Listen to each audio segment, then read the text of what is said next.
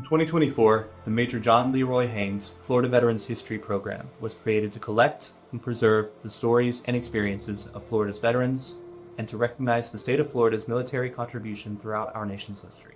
Through recorded interviews, the Florida Veterans History Program Oral History Collection acts as a living archive of first-hand accounts to capture the details of military service and the voices, memories, and reflections of the Floridians who served.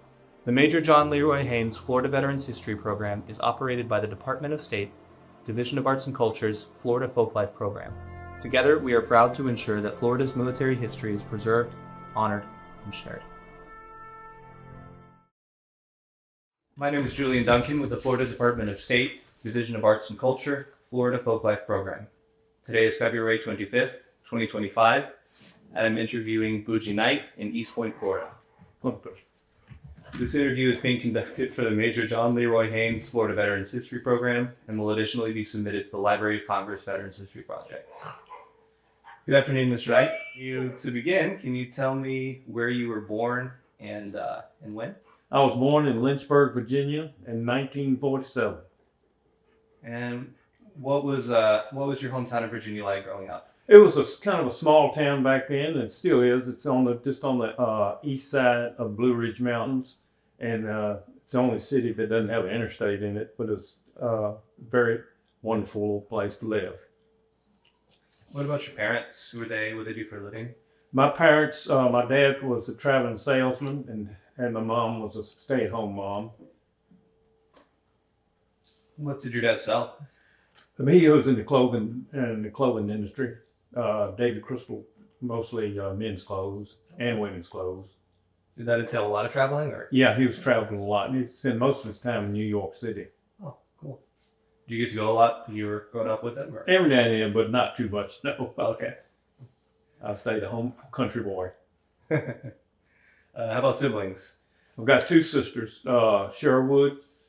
She's 5 years older than me, and then my older sister is Tucker, who this dog is named after. She passed away when she was 35, and she was 10 years older than I am. Sorry to hear that. Were either of them interested in aviation? Or? No, they weren't. Gotcha. Well, what about you as a kid? What were you like as a kid? What were your interests? I loved to hunt, and I loved to fish, and I was raised pretty much, spent most of my time on the farm near Lynchburg, and I was just a little country boy, I guess you might say. Yeah, but you developed an interest in flying pretty young. Yes, I did. When I was young, I was like 16, 17 years old. I wanted a motorcycle. And so I went to my dad because he'd have to sign for it. And he said, I told him I wanted a motorcycle. He said, well, you go to work, make your money, then you can buy one. I said, well, I worked, I make the money, and I found a motor. He says, you're not getting a motorcycle. He had just seen somebody be killed on one. So this guy in Virginia had a drag strip. His name was Rucker Tibbs. He bought 3 airplanes, like two J3 Cubs and a J4 Cub, from a federal auction that we used to haul moonshine. He paid $375 a piece for them, and started teaching me to fly for $5 an hour. Around what year was this? It was probably 66 or something like that, in the 60s, mid to late 60s. I can't remember exactly when. How did you come in contact with him? So a friend of mine told me that this guy that had the drag strip had bought these planes, and so I went out there and talked to him, and he started teaching me how to fly.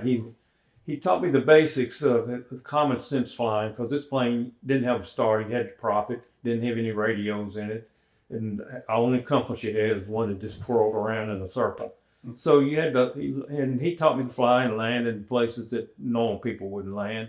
And so he gave me a good background going into flight school in the Army. And you mentioned when we talked yesterday that you turned down some athletic scholarships. You wanted to fly right away. Well, yeah, I tell you the truth. I was in high school. Since my dad was gone, I wasn't very disciplined, and they ended up sending me to Staunton Military Academy, and because I was a little mischievous. Anyway, I graduated from Staunton Military Academy, and I was either go to college and get drafted, and I decided to join military. And so I went to the Air Force and the Marines and everything, and they said I couldn't fly it unless I had a college degree. So I went by an Army recruiter, and it had a picture of a helicopter on there, and this big old sergeant was in there.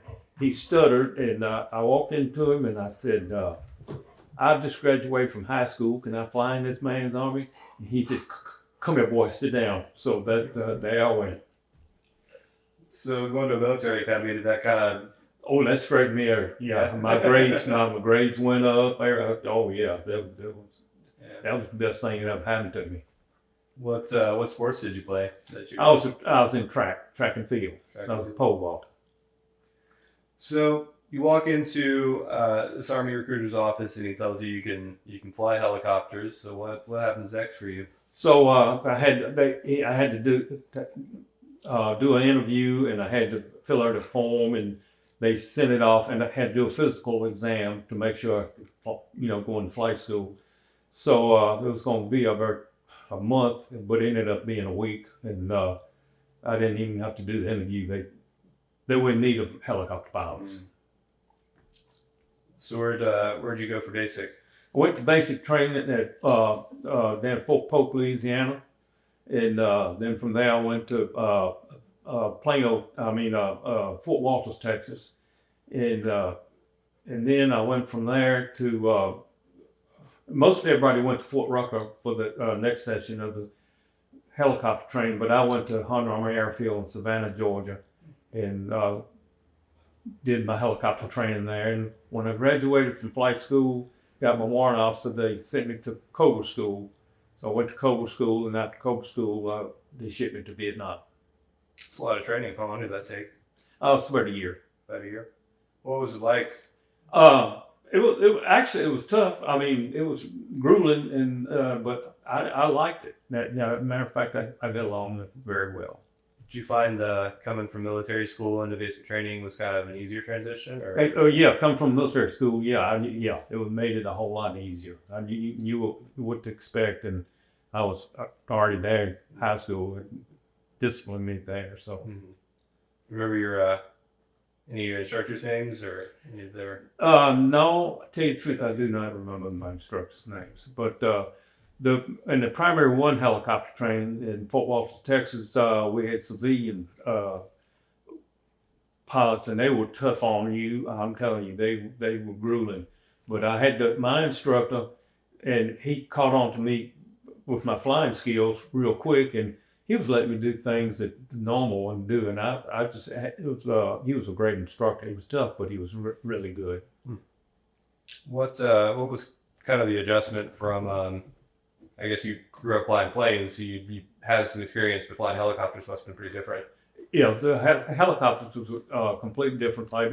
You had collective and your pitch control and the tail rotors, and it's like between driving a straight shift car and automatic transmissions. It's kind of a sort of scenario. What did you like better? I like them both. I like them all. What do you like about helicopters specifically? Well, the helicopter I flew, it was had a kind of a computer thing in it, you'd think, but they took her to wing gusts, so it was a very smooth flying plane, and it also had air conditioning. It's in Vietnam, that was a big plus. And oh man, I had a question, I lost it. If it comes back, I'll ask it. Oh, I remember.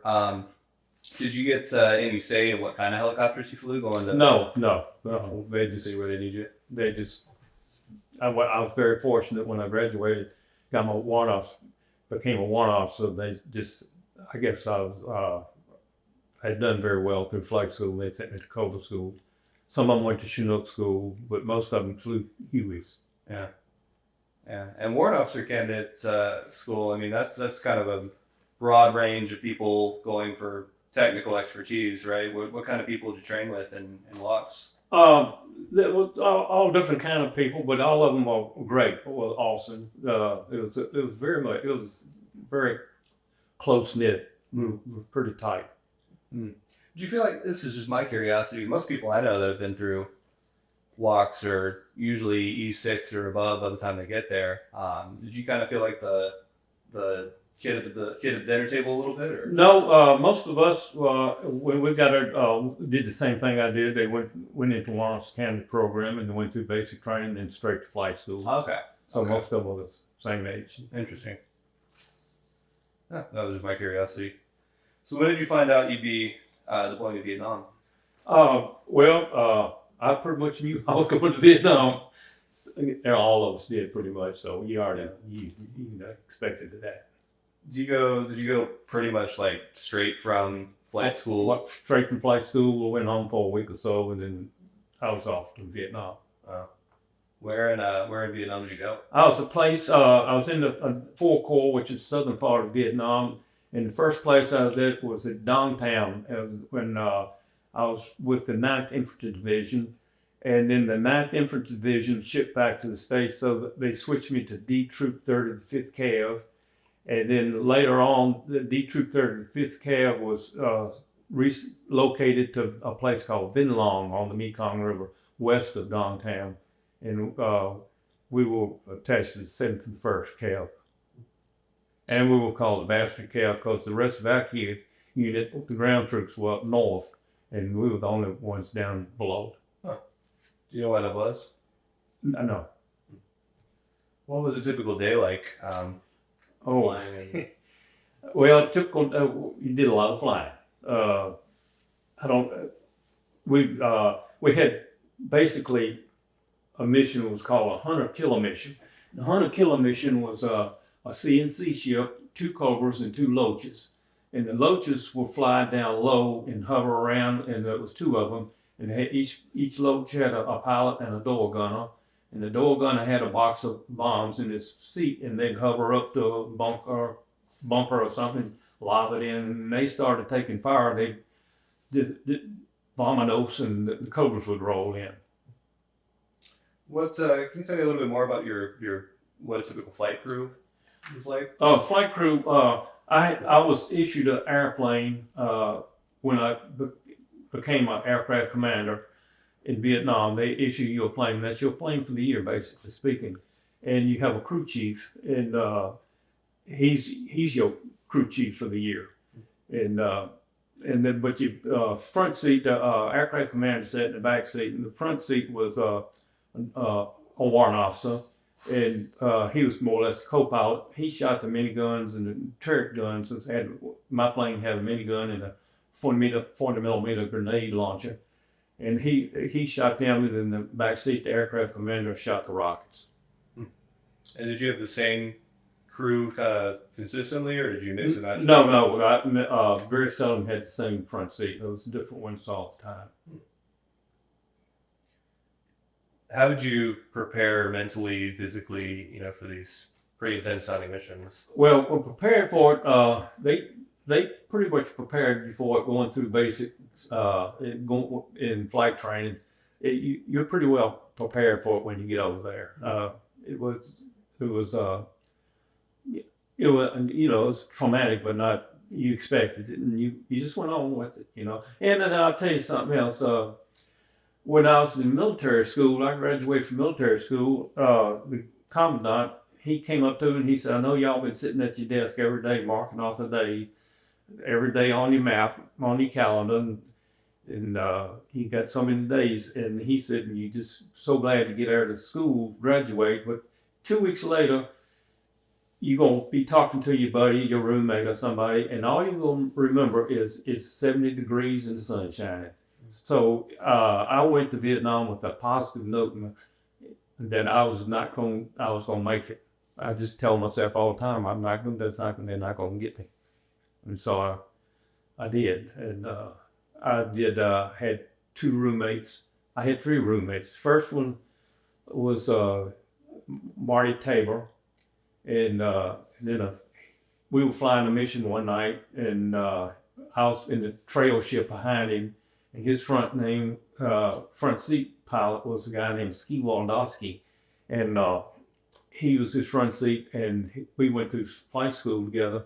Anyway, we were put in a rocket strike in the middle of the night on Camera 1 mission, and he flew into the ground. Both of them blew up.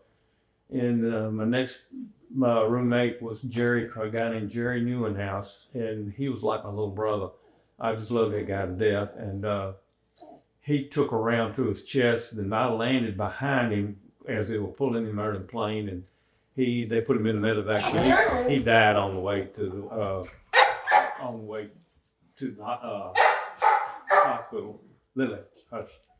And then my third roommate is Don Matthews, and he's still around. We're still tight, and I'm still tight with a bunch of guys in my unit. Yeah. That must have been, traumatic to live in these close quarters with these people. Well, yeah, and then my second roommate that got passed away, they did a memorial service for him with the missing airplane flyby, and the whole place was there, and base was there, and they gave his eulogy, and they ended up got it mixed up. I gave him my eulogy, so basically I went to my own funeral, and that was kind of that was a jaw right there. That kind of trauma. Yeah, that Traumatic. sounds like it would be a kind of an existential moment. I'm curious, just on that note. I mean, some pretty intense experiences. Was humor something you all made use of to cope? Oh yeah. Oh my goodness gracious, yeah. There was a lot of humor. Yeah, we were. It was a good crew. We were tight. Yeah, we were very tight. Are there any jokes you can share that you all would tell, or funny experiences? Oh yeah, there's a lot. I'll tell you the fun experiences. I was flying. One of them was I was flying to a mission, and my wingman was a guy named Mitch Walters, and he was going down there, and he said he had to land, and there was no combat or anything going on. He just landed the plane and jumped out of the plane, and was on the ground rolling around. And I called his front seat, and I said, "What is going on?" And I said, "Y'all get shot?" And he said, "No, I don't know what's wrong." So he rolled around for about 5 minutes, and next thing you know, he gets back in the plane, and I said, "What's going on?" He said, "I had a kidney stone. I just passed the kidney stone." Oh my God. What a place to have to pass a kidney stone. Oh, we had a lot of good experiences, but I don't like to talk about the bad ones. Yeah. Did you guys stay connected with back home? Oh yeah, we got about 5 or 6 of us. We stayed very connected. How so? Were there people sending letters, or the people We do email and text each other and stuff like that. Yeah. Well, when you were in Vietnam, did you all stay connected through mail, through? No, the only way you could get in Vietnam was mail was the only thing that you couldn't call anybody or anything like that. Who did you communicate with from back home when you were over there? My wife at the time. Yeah. How was that? How was being over there and being married? Well, I tell you the truth, I wasn't going to get married until I got back, and they coerced me into it. Coerced you? Yeah, and she was a great lady, and we ended up getting a divorce, but she was a great lady, and still is, and she's married to a wonderful person, and he's awesome. So I think the world of him. What about other soldiers in your unit? Did they stay connected with family? Did y'all talk about that often? I mean, I'm sure spouses were worried, parents were worried. We stayed pretty. We just had a good group, and we just family. It's like a family. I mean, we stayed real tight with each other, and it was just a lot of flying. We did do a lot of flying. Probably. I don't know exactly how many hours I got over there, but they either logged them as direct combat or indirect combat. And my direct combat flying hours for 1 year is over 1,000 hours, so it's pretty lot. It's a lot of flying. Yeah, you were supporting ground operations largely, right? No, we did every now and then, but mostly it was what we call a hunter-killer mission with the 2 loaches and 2 cobras, and we'd just fly. They'd send us to an area of operation, and we'd just hunt. It was a hunter-killer mission. We just hunt for bad guys. And so what kind of non-combat hours were you flying? Oh well, I did test flying. I test flew Cobras off the maintenance line, and then like somebody have to go take a Huey and fly somebody pick up mail or something like that. Mm. And then days you weren't flying, what were those days like? Well, we flew night and days, and we saw lots and lots of combat.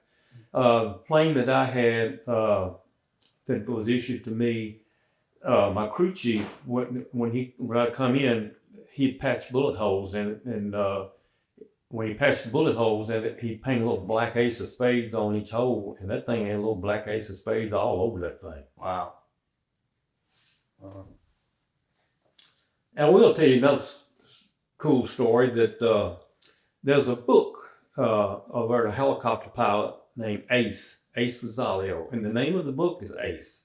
And he was in my unit, and he was famous. He ended up being very famous. And when he left at my unit as I was coming in, and his plane was the one that they issued me. So I felt very proud to have it. Wow. Yeah, that's a cool kind of. Is there kind of like a sense of lineage with you're issued a plane for a year and somebody else had it before? I mean, you mentioned that story. Is that kind of like a thing in that sphere? Do you feel like there's kind of a lineage to the helicopter you're flying? Yeah. Oh yeah. I was very proud to get that plane. I'll tell you the truth, I really was. Yeah, that's pretty cool. I didn't. I had a lot of that. That plane loved me though. When I left there, the next guy that got it, he tore it up. That plane said he didn't like him.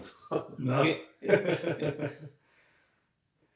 How did this is kind of a question I've written down, but I'm curious about it. These experiences, how did these shape your view of leadership and resilience? Well, I'm a different person coming back than I went going over. I can tell you that. And I was just I've always just done my thing, and I wanted I think I told you yesterday when we were talking. When I got out of the service, I went to work in the banks, mm-hmm. and I was working my way up, and I went from one branch to another, and I ended up in a commercial loan department in the main branch. And some of the board of directors from the bank started coming in there, and the president of the bank says, "What are y'all doing in here? Y'all don't come to this bank." And they pointed to me and said, "Well, wherever he goes, we go, because we like talking to him." So they came up, they wanted to give me a promotion, a big promotion, and I thought about it the night too, and I said, I don't want to do this the rest of my life. So I was phone boy. And so I went in, turned in my resignation, and they asked us, why did you want to do that? And I said, well, I just, one of the board of directors came up to him, and he says, where you going to work? What are you going to do? I told him I was going to be an assistant horse trainer. And he said, how much you going to make? And I said, $50 a week. And he said, and I thought, well, he's going to give me a lot of stuff on that. But he said, for those who don't try to keep up with the Joneses, will soon pass them on the way up. And so I did. I went to the horse business, and had a very good life. Hmm. I want to get to that, but I want to kind of wrap up a little bit on end of service. So you told me you came home from Vietnam, and what years were you in Vietnam? I was in Vietnam in 1969 and 1970.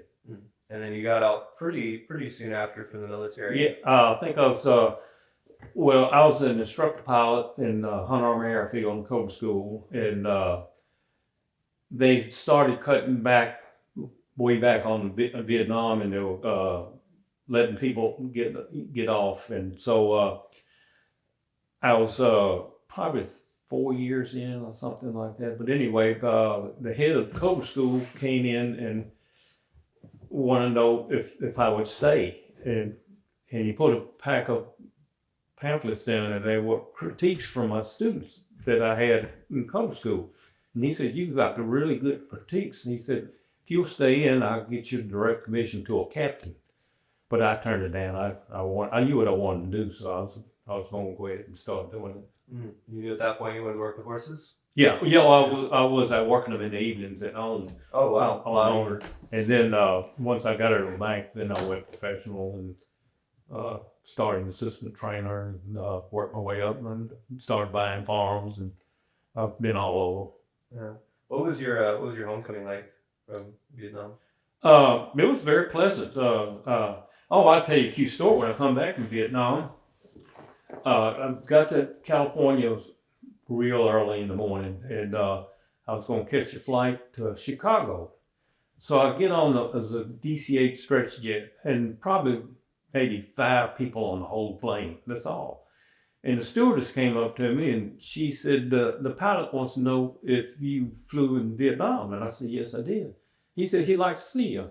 So I went up there, and he said, "Jump in the right seat." I jumped in the right seat, and he said, you go ahead, fly. So I flew in the right seat back to Chicago. It was kind of fun deal. Yeah. So when did your passion for horses start?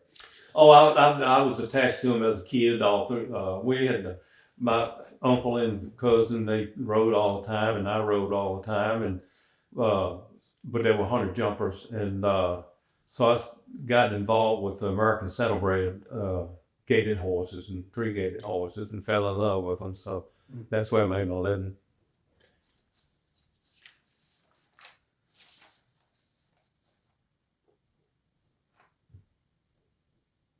Yeah, you told me yesterday. I really liked this line because I asked you if there was if you saw a connection between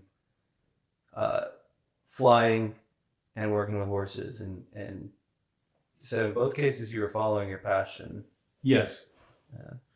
Yeah, and I continued to fly even after I got out of the service. I continued flying, and I had a Mooney, and then I had a Vitae Bonanza, and I used them in my business on the horse shows and stuff like that. So I could write off a little bit of it anyway. All right, that's cool. So what do you think? What do you think kept you passionate about aviation for so long? What was? I just really enjoyed flying. Flying is just anybody flies is flying. So it's just fun, you know. It's not economically feasible, but it's fun. Well, it's nice if you can work it into your business for a little bit. That's great. And you flew for how long? Up until I'm getting ready to turn 78 now, so I flew till I was 75. Wow. And my health is good, but the insurance agent, it kept going up like $5,000 a year, and then he said he didn't even know if he could get it anymore. And so a guy came by, wanted to buy my Bonanza, so I sold it to him, cried all the way home. Oh. Still stay involved with horses? Do I? Used to work with horses? Oh, no. I have a horse too, but no, I don't train anymore. Mm-hmm. But of course, when I worked horses, I rode them and broke colts and did all that stuff. And my bike probably should be doing it more, so I kind of retired. Mm-hmm. Me and my wife retired, moved here. We have a place in Florida, have a place in Tennessee. Nice. And you mentioned earlier you still stay in touch with a lot of your friends from the Army. Yes. About how many would you say you're still in touch with? Oh, probably about 5 of them. Yeah. And are these all people you were in Vietnam with, or? They'll be unit D Troop 35th Cav. Gotcha. Yeah. And y'all get together often, or? Yeah, every day. As a matter of fact, they got to get together coming up in April, but I'm not going to be able to make that. I wish I could, but in Savannah, they got a D Troop 35th Cavalry reunion, but I'm not going to be able to make it. I wish. Was that like a yearly thing, or is that a... Yeah, pretty much. We get together somewhere, somehow or another. Yeah, I imagine it was... But we did do a lot of texting and emailing back and forth and stuff on the phone and everything. Yeah, I imagine it was pretty spread out. Are they mostly kind of near the southeast or all over the country? They're all over the country, Texas and North Carolina, and different places. Are those relationships? I mean, it's kind of cool to have a network like that. All over the country. I mean, have those led to any opportunities for you? Have those led to any maybe just a different perspective for you, seeing what's going on in other parts of the country? No, to tell you the truth, I've been to where I don't even like traveling. We've done a lot of traveling. Of course, in the horse business, we go on the horse shows all over the country. We're showing everywhere. Yeah. And now I'm retired. I don't even like to go across the bay over to East Point. Mm-hmm. What drew you to this area? You're in St. George. Do what? What drew you to St. George? Oh, my wife and I started looking, and we were when I was a kid, we spent a lot of time on the East Coast, so like from Nags Head, Erda Banks, and then I was stationed in Savannah and Hilton Head. And back then, Hilton Head was not even it was just a little island, had wild deer on it.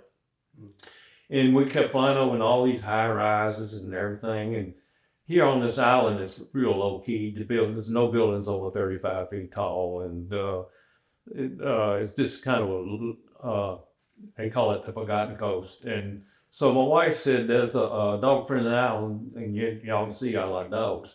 But my wife said there's a dog-friendly island down in Florida. So we flew down to Apalachicola, and boom, here we are. How long have you been here for? We bought this place about 14 years ago, but permanently. I mean, I was continuing to work, so I retired when I was probably 2 or 3 years ago. Yeah, retired and moved in here permanently. Are you what extent are you part of the veteran community here in Apalachicola and the surrounding area? Oh, we have I'm gonna tell you what, we got the best veteran group you ever saw. James Gentle, retired James Gentle, he's James Donna. He kind of runs it, and this man is awesome. I'm telling you what, he has got this thing going. And the first Friday every month, we have a veterans get together over in East Point, and we have people speaking and stories to tell, and just different things, and it's just a great group of people, and I just love all these guys down here. Yeah, this the Reveille veterans? Yeah, the Reveille. Mm-hmm. Is that connected with the American Legion, or is that no, not connected to the American Legion, but they're there too. I mean, a lot of American Legion people come over there to do it. Okay. And is there a VFW out here as well? No. No. Gotcha. Well, I wanted to ask you a couple questions, just kind of more on the topic of veterans organizations and stuff like that. I mean, have you been out to the Three Soldiers Monument? Yes, I have. Oh, yes, we have. Yeah. And it's awesome. And they got 3 soldier statues. That's only one other than the one in Washington, D.C. And it's a replica. It's pretty cool. It's very awesome. Apalachicola is a neat little town. It's a got very good vibrations there. It's just a cool place. As a Vietnam veteran, what does that monument represent to you? My 2 roommates. Don't make me proud. Yeah.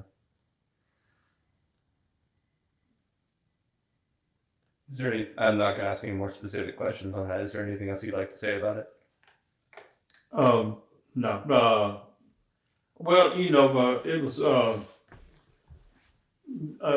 year in Vietnam. Anybody that's been to Vietnam, it's very traumatic, and I'm not gonna say it wasn't. And it took me a couple of years to kind of where I could sleep without sweating myself to death. But in my opinion, I think every kid out of high school should go in the military and spend at least 2 years. I think would be so important for them. It'd be so good for them. I just think it's we'll pay back for this fine country we live in. Yeah. What do you think it gave? What do you think it instilled in you that it would be good for? What I think, what? What do you think military service instilled in you that would be good for young people? Oh, it is discipline, manners, confidence, you name it. It just gives you an appreciation. No, you don't mind saying yes, ma'am, no, ma'am, yes, sir, no, sir. Do you have any advice for young people thinking about joining the military? Join, get in there. If not the military, if you can't get in the military, do something that appreciative of this country we live in. Do you have a personal relationship with Jane Lasconis? Who brought the money out here? With who? With Jane Lasconis? Oh, no, I don't, no, not really. Okay. Well, looking back, what's something you're proud of? Maybe something you would kind of encapsulate as one of your proudest things you've done in your life, whether it's military, aviation, horse training, doesn't have to be military. My wife, I love her to death. I'm an awesome lady. I'll tell you what, I'm just very passionate about that one. Yeah. What lessons or values would you like future generations to learn from your experiences? What to do right now? Do you have any lessons or values you'd like to speak to future generations based on your experiences? Oh yeah, always every night I go to bed, one of the things I think about is being humble, and being humble is manners, respect, being a gentleman, and treating people the way you think they should be treated, and that's one thing. And always follow your passion. If you have doesn't matter what you make, it's what you do with what you make. So if your passion is something that doesn't make you a gazillion dollars, but you make a living at it and you enjoy doing it, I think you ought to make your life and livelihood and follow our program. Yes, indeed. Is there anything else you'd like to share that we haven't covered in this interview? No, I'm sure I'll come up with something, but there's a lot went on in Vietnam that a lot of it I don't like to talk about it, and I won't talk about it. But it was a tough week, tough year, tough for anybody, but well worth it. Just doing it for the country. But and the youngsters growing up, if you get the chance to do something like that, offer yourself do that and follow your passion and be humble and grateful and cheerful. And by cheerful, I mean think positive. Don't think your glass is half empty. Always think of your glass as being half full. Well, that's a great message. Well, that concludes everything I had. If there's nothing else you have to have, That's it. wrap it up. Well, thank you for your time and thank you for your service. Oh, thank you. Appreciate it very much. Yes, sir.